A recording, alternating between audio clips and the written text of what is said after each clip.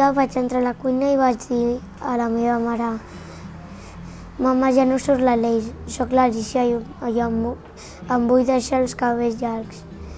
Vull que em diguis Alicia i vull fer-me arracades». Des que vaig néixer em sentia Alicia. Ho notava dintre. Durant el confinament vaig pensar que em sentia incòmoda perquè no m'agradava el nom d'Aleix. Em vaig començar a provar vestits de la meva mare i em deia: «Que guapa que estic».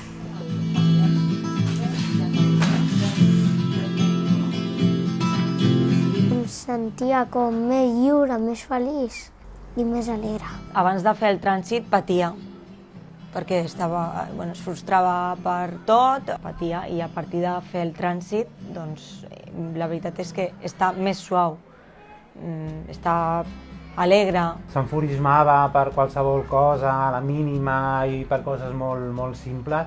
Això ha canviat, ja és més tranquil·la, ja no passa tant, ja els enfados ja no són tan bruscos ni tan potents. El primer dia d'escola vaig patir molt. Fins a aquell moment havia estat amb nosaltres, havia estat en lloc segur, ¿no?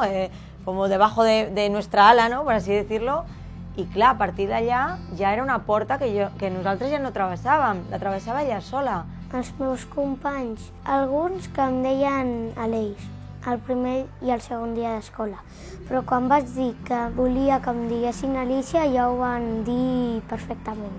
Jo he patit un dol. Per mi al principi era com si perdés un fill i guanyés una filla. Fins que em vaig adonar ja, als mesos, ja em vaig adonar que no era un dol, sinó que l'Alicia s'havia transformat, res més, s'ha alliberat. És que és la paraula, s'ha alliberat. L'Alicia ha sortit, per fi, no sé, és que sí. Només jo puc dir qui sóc.